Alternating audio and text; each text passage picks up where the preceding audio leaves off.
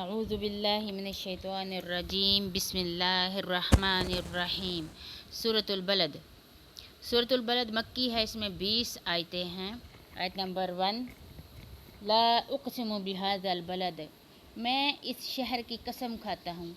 अल्लाह रब्बुल इज़्ज़त मक्का मुकरमा की कसम खा रहे हैं। इस बलद से मुराद, इस शहर से मुराद मक्का है।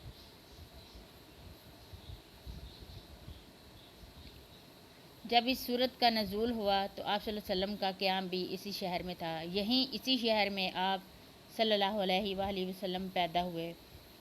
तो अल्लाह ताला ने आप सल्लल्लाहु अलैहि वसल्लम के पैदा होने की जगह और वहाँ रहने की जो जगह है, वहाँ की कसम खाकर इस शहर की अज़मत को मज़ीद ज़्यादा कर दिया, मज़ीद वजाहत कर दी कि ये शहर जो है ये बहुत ही इज़्ज़त और अज़मत वाला शहर है। व अनत हिल्लुम बिहाज़ल बलद, और आप इसी शहर में मुकीम हैं।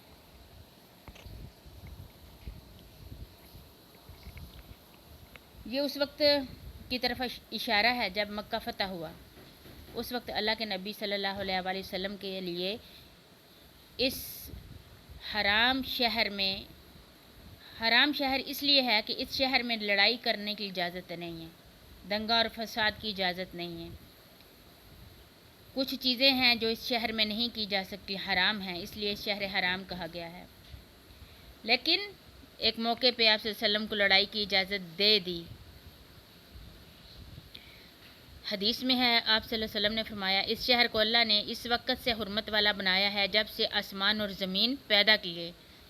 बस अल्लाह की ठहराई हुई हुर्मत से क़यामत तक हराम है। ना इसका दरख्त काटा जाएगा, ना इसके कांटे उखेड़े जाएं। लेकिन मेरे लिए सिर्फ एक दिन, एक साथ के लिए हलाल किया गया था इस लड़ाई को लड़ना।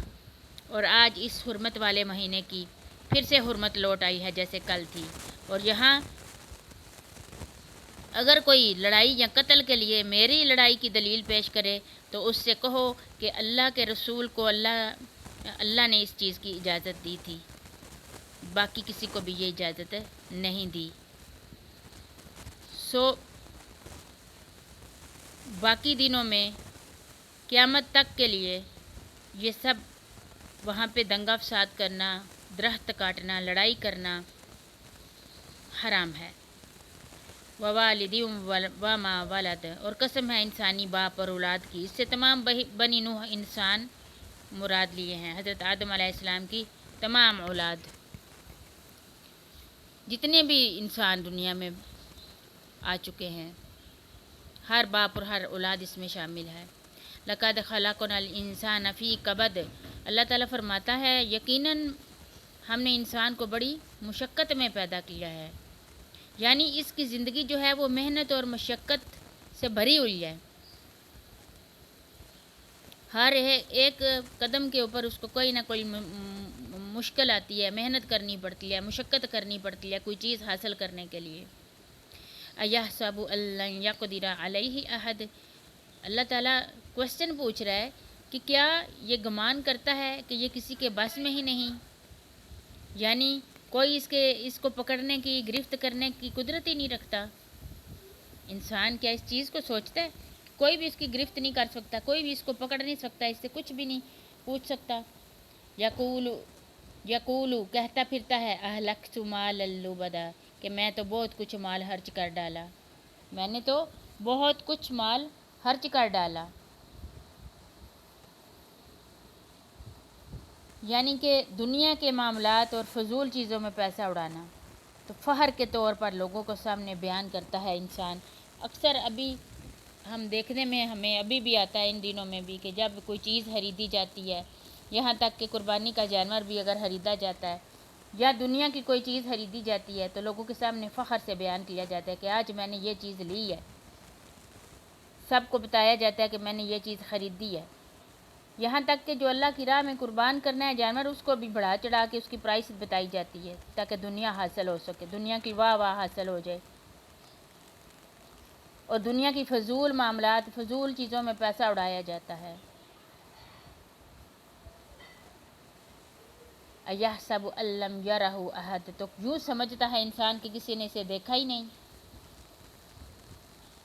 اللہ تعالیٰ کی نافرمانی میں مال خرچ کرتا ہے اور وہ سمجھتا ہے کہ اس کو کوئی دیکھنے والا نہیں ہے اللہ تعالیٰ، حالانکہ اللہ تعالیٰ سب کچھ دیکھ رہا ہے، جس پر وہ اسے جزا دے گا، اگر اچھا کام کرے گا تو جزا دے گا۔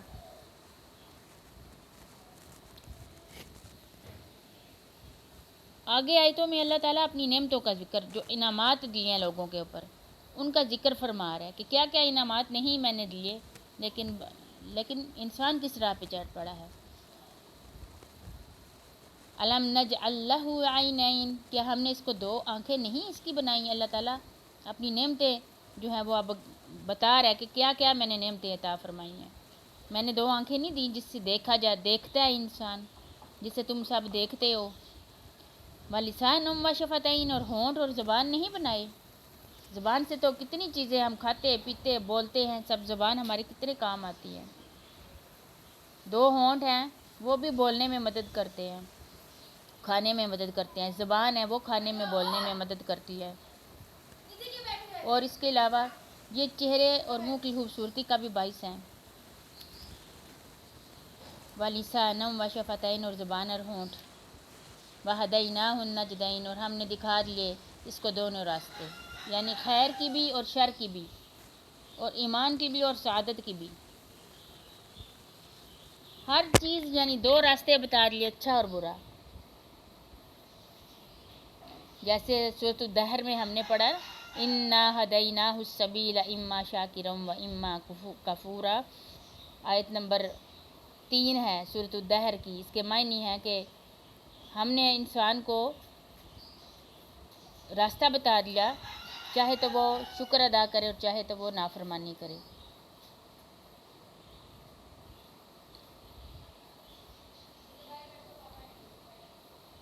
دو راستے دکھا دیے اللہ تعالیٰ نے، کون سا چوز کرنا ہے انسان کے اوپر ڈیپینڈ کرتا ہے۔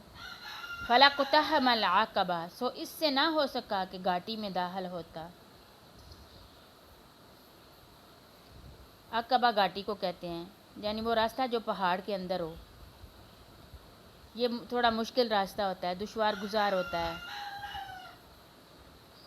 یہاں پہ یہ جملہ اللہ نے استعمال کیا کہ کیا وہ گھاٹی میں داخل نہیں ہوا، مطلب ہے یہ نہیں کہ وہ، مطلب اس کا مطلب یہاں یہ ہے کہ محنت اور مشقت جو بھی کریں گے نیکی کے کاموں کے لیے، تو انسان کو اپنے نفس اور وسوسوں کے خلاف ایک جدوجہد کرنی پڑے گی، اپنے آپ کو، اپنے نفس کو زور لگا کے لانا پڑے گا، مشقت کر کے نیکی کی طرف لانا پڑے گا، جس طرح جیسے گھاٹی پر چڑھنے کے لیے سخت محنت جدوجہد زور لگانا پڑتا ہے،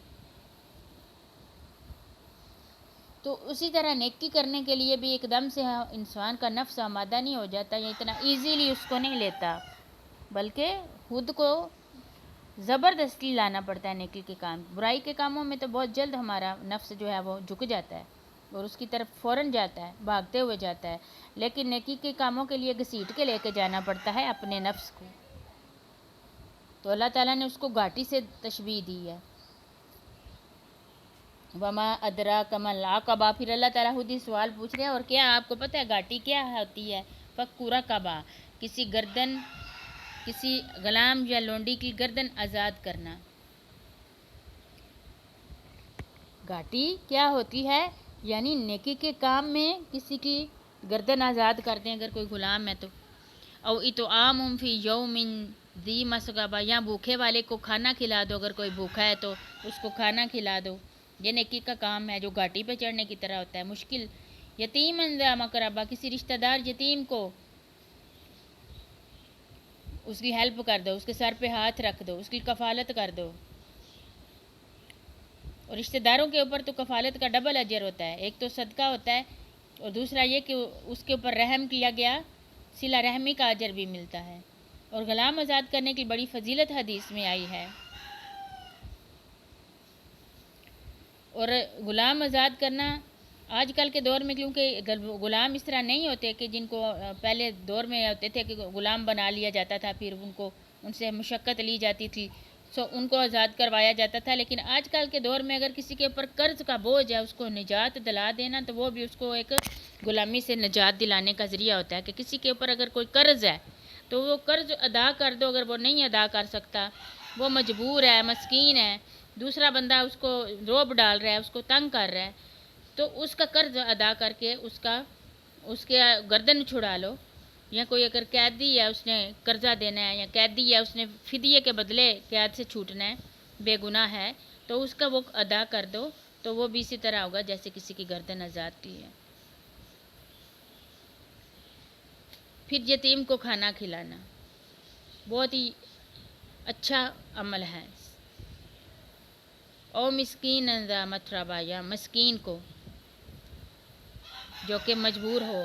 ثم کان من الذین آمنوا وتواصوا بالصبر وتواصوا بالمرحمہ، پھر ان لوگوں میں سے ہو جاتا ہے وہ بندہ جو ایمان لائے اور ایک دوسرے کو صبر کی اور رحم کی وصیت کرتے رہے. یہ جتنے بھی اعمال میں نے ابھی اوپر بیان کیے ہیں نیک اعمال، یہ بہت ہی خیر کے اعمال ہیں. اس میں دنیا کا نفع اور آخرت کی سعادت ہے. اور جب کوئی ان کو کرتا ہے تو وہ صاحب ایمان میں شامل ہو جاتا ہے. اولئک اصحاب المیمنہ، اور یہی وہ لوگ ہیں جو دائیں بازو والے ہیں، یعنی کہ خوش قسمت، خوش بخت.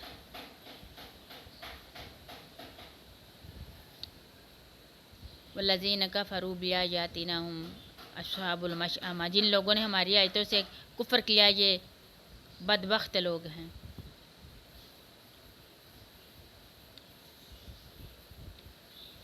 جہنم والے.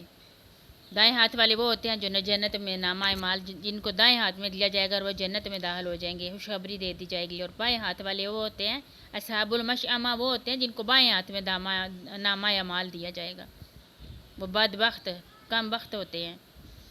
اصحاب المیمنہ رائٹ ہینڈ میں جن کو دیا جائے گا، اصحاب المشأمہ لیفٹ ہینڈ میں دیا جائے گا نامہ اعمال.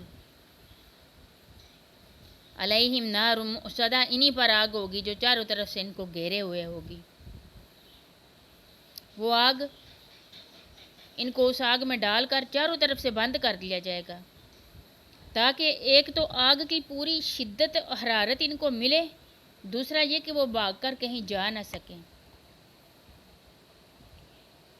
مؤصدہ کا مطلب ہے چاروں طرف سے بند، معلق بالکل. آگ ایسی ایک جگہ جس میں آگ ہوگی اور وہ چاروں طرف سے بند ہوگا، کہیں بھی انسان کہیں بھاگ نہیں سکے گا، اور وہ اس کی پوری گرمی جو آگ کی شدت ہے وہ اس کے اوپر ڈال دیا جائے گی. کہیں سے ہوا کا گزر نہ ہو، کہیں سے باہر بھاگنے کا دروازہ نہیں ہوگا. یہ وہ لوگ ہیں جو بدبخت ہیں، جو یہ سارے کام نہیں کرتے جو نیکی کے